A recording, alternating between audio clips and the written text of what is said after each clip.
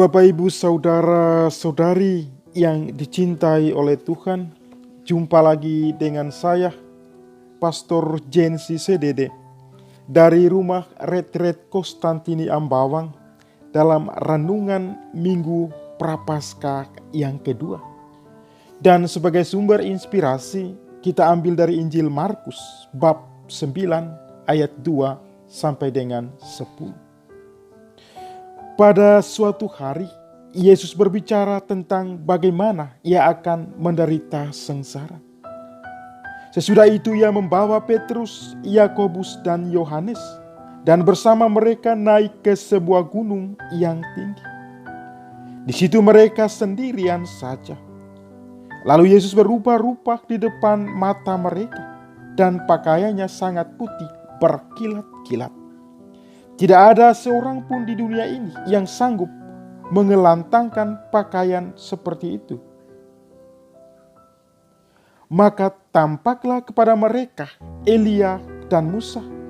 Keduanya sedang berbicara dengan Yesus.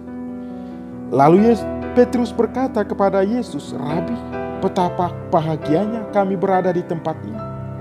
Baiklah kami dirikan 3 kemah, satu untuk engkau, satu untuk Musa, dan satu untuk Elia." Petrus berkata demikian sebab tidak tahu apa yang harus dikatakannya, karena mereka sangat ketakutan. Maka datanglah awan menaungi mereka, dan dari dalam awan itu terdengar suara, "Inilah anakku yang kukasihi, dengarkanlah dia." Dan sekonyong-konyong waktu memandang sekeliling, mereka tidak lagi melihat seorang pun bersama mereka, kecuali Yesus seorang diri. Pada waktu mereka turun dari gunung itu, Yesus berpesan supaya mereka jangan menceritakan kepada siapapun apa yang telah mereka lihat itu. Sebab sebelum Anak Manusia bangkit dari antara orang mati, mereka memegang pesan tadi sambil mempersoalkan di antara mereka apa yang dimaksudkan dengan bangkit dari antara orang mati. Demikianlah Injil Tuhan. Terpujilah Kristus.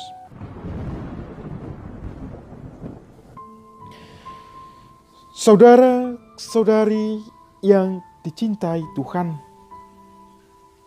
berbicara tentang gunung atau membayangkan sebuah pegunungan, kita mungkin langsung ingat bahwa gunung itu adalah sebuah tempat yang tenang, tempat yang damai, atau bahkan gunung itu menjadi sasaran orang berolahraga hiking.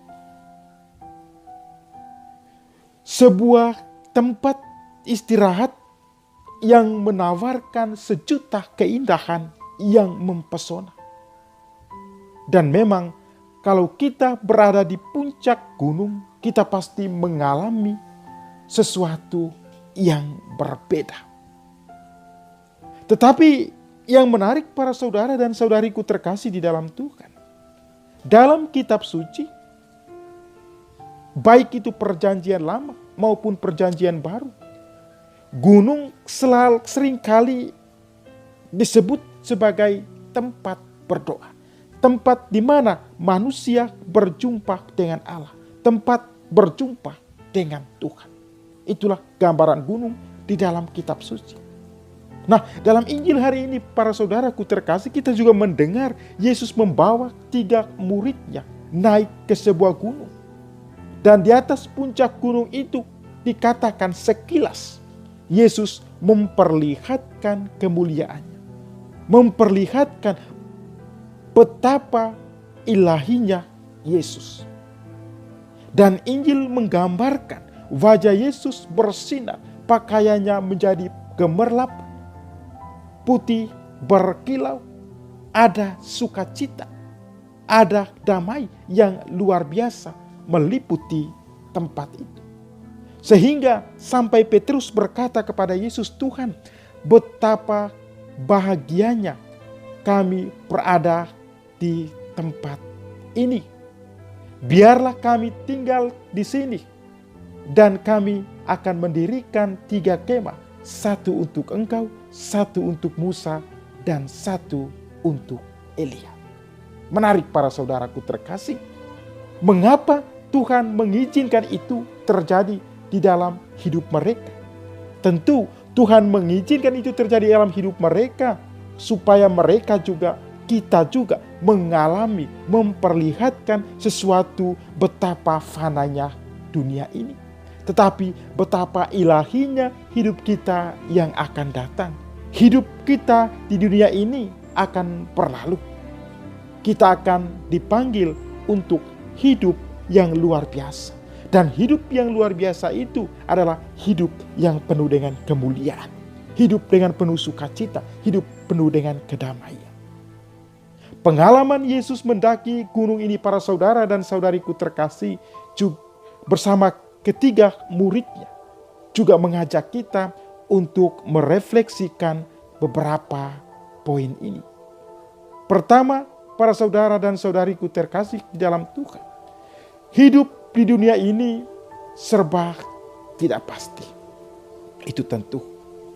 Hidup di dunia ini serba kacau, bahkan hingar-bingar sana sini.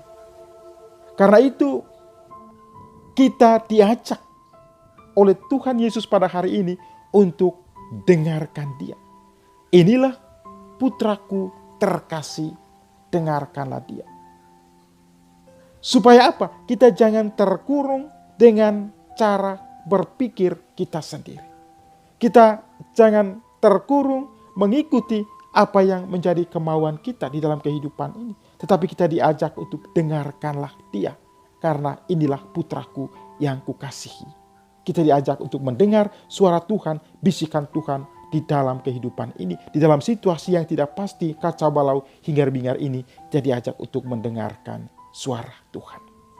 Yang kedua, para saudara dan saudariku terkasih, hidup ini adalah suatu ujian. Hidup ini adalah suatu pencobaan. Seperti kita manusia mendaki gunung. Berat rasanya hidup ini ya.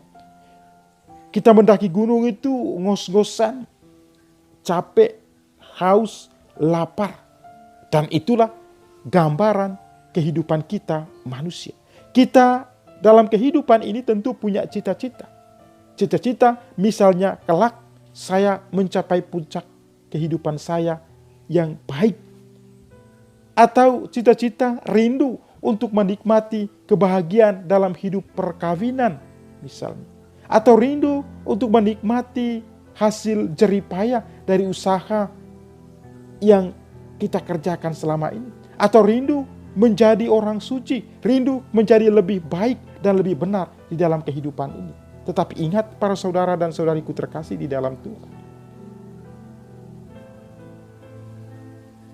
Tidak mungkin itu tercapai dengan baik dalam kehidupan kita. Kalau kita tidak pernah mendaki.